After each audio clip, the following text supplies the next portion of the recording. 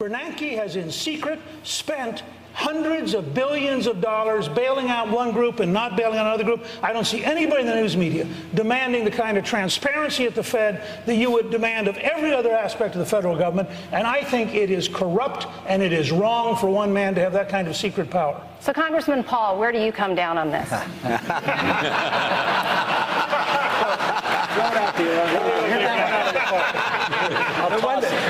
One thing I might say that we have made some inroads on the Federal Reserve. We passed a bill last year. We got a partial, audit of the Fed, and we've learned a whole lot. They were dealing in $15 trillion. $5 trillion went overseas to bail out foreign banks. But you know what? Congress did a lot. I've worked on it for a good many years. But Bloomberg helped and Fox helped. They had court cases, Freedom of Information Act. And there are some, even at this table, who didn't think auditing the Fed was such a good idea, that we could call up the Fed and ask them, and they would tell us what they're doing. I've been calling them up for 30 years, and they never tell me. But we're getting to the bottom of it. But if you want to understand why we have a problem, you have to understand the Fed, because the cause comes from the business cycle. We shouldn't be asking what to do exactly with the recession. Obviously, we have to deal with that, but you can't cure the disease if you don't know the cause of it. And the cause is the booms. When there are booms, and they're artificial, whether it's the CRA or whether it's the Fed easy credit, when you have bubbles, whether it's the NASDAQ or whether it's the housing bubbles, they burst. And when they do, you have to have corrections, and that's what we're dealing with. And we can do this by building coalitions and not sacrificing any principles. Juliana?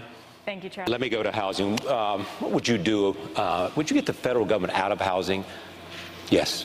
Absolutely. I mean, there's no need to. Look at no Freddie Mac, no Fannie Mae, nothing.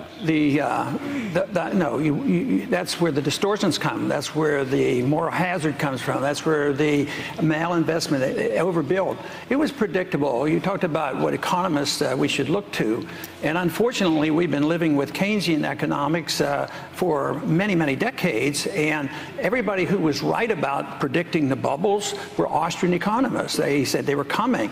And yet they're also saying, and I agree with them, that everything that we're doing right now is wrong. So what we did with the housing bubble, yes, we had too many houses. It was glaring in our face. The bubble was doomed to burst, and it came because of Fannie Mae, Freddie Mac, easy credit, and also Community Reinvestment Act. So who got into trouble? The people who did the speculating, the Wall Street, the derivatives market. They got the bailout. They got privileges. So what happened to the middle class? They lost their jobs. They lost their houses. This whole system is all messed up. And what I hear here is just tinkering with the current system and not looking at something new and different. And it's a free market economy without a Federal Reserve System, with sound money. If you don't have that, you're going to continue with the bubble. And this propping up this debt and keeping the correction. You need the correction. You need to get rid of the malinvestment and the debt. The debt is the burden on the economy. All right, we'll be back. Take a break and be right back. Stay with us from Dartmouth to Hanover, New Hampshire. Congressman Paul. Since the Federal Reserve is the engine of inflation, creates the business cycle, produces our recessions and our depressions, the Federal Reserve obviously is a very important issue. And fortunately tonight we have a former director of the Federal Reserve at Kansas City. So I have a question for Mr. Kaine. Mr. Kaine, in the past, you've been rather critical of any of us who would want to audit the Fed. You said you've used pretty strong terms that we were ignorant and that we didn't know what we were doing. And therefore, there was no need for a Fed audit anyway, because if you had one, you're not going to find out everything because everybody knows everything about the Fed. But now that we have found and we've gotten an audit, we have found out an awful lot on how special businesses get, bailed out. Wall Street, the banks and special companies, foreign governments.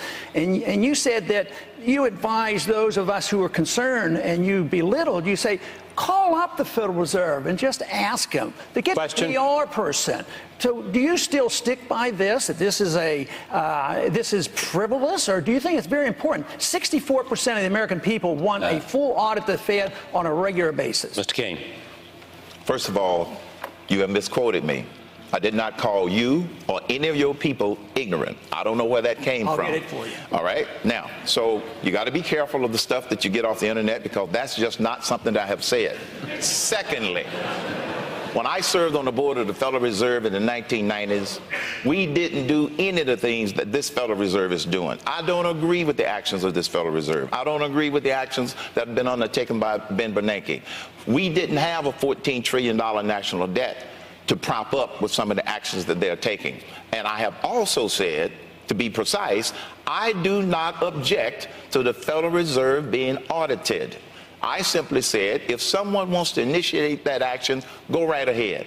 It doesn't bother me. So I've been misrepresented in that regard. I don't have a problem with the Federal Reserve being audited. It's simply not my top priority. My top priority is 999.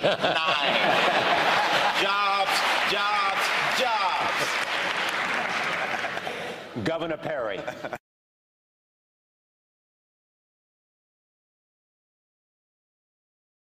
But people who say, well, we ought to audit the Federal Reserve because we don't know enough about it. Well, here's the advice I've given to people who are worried about an audit of the Federal Reserve. Call them up and ask them if you can stop by and have one of their PR people or one of their public relations people explain to you how the Federal Reserve operates. I think a lot of people are calling for this audit of the Federal Reserve because they don't know enough about it.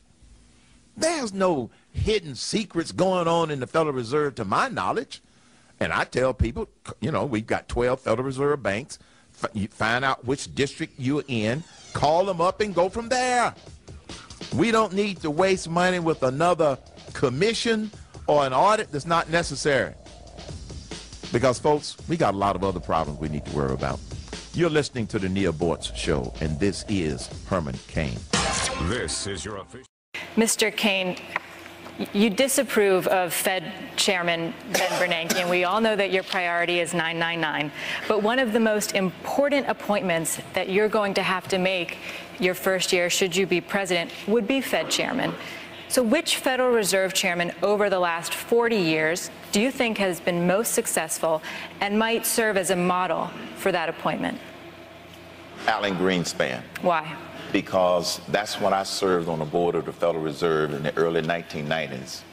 And the way Alan Greenspan oversaw the Fed and the way he coordinated with all of the Federal Reserve banks, I think that it worked fine back in the early 1990s. Now, on that same point, I have already identified two candidates, which I cannot give their names, to replace Mr. Bernanke in anticipation of having that responsibility. We must narrow the mission of the Fed first. I don't believe in ending the Fed.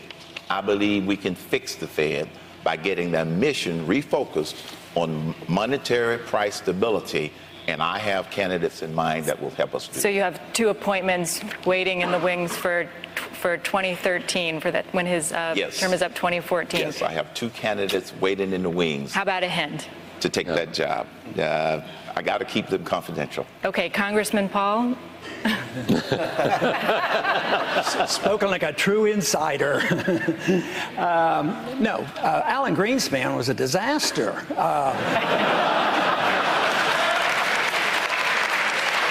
Everybody in Washington, liberals and conservatives, said he kept interest rates too low too long. Of course, the solution was lower them even more, and they think that's going to solve our problem.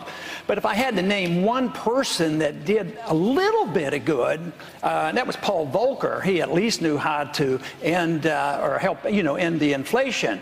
But of course, with my position that I don't think highly of the Federal Reserve, and I think we should have sound money, and we shouldn't have somebody deciding what the interest rate should be and how much money supply we should have. I mean, nobody satisfies me. But certainly Alan Greenspan has ushered in the biggest bubble. And what did we do? We've continued the same thing, doing the same thing. We think the inflation under Alan Greenspan was bad, so we're trying to solve the problem by inflating even further. So Bernanke compounds the problem. He's inflating twice as fast as Greenspan was. But Greenspan Greenspan caused so much trouble, and he used to believe in the gold standard. I think he's coming around to that. And before he retires, he'll write his biography and explain why he's coming back to the gold standard.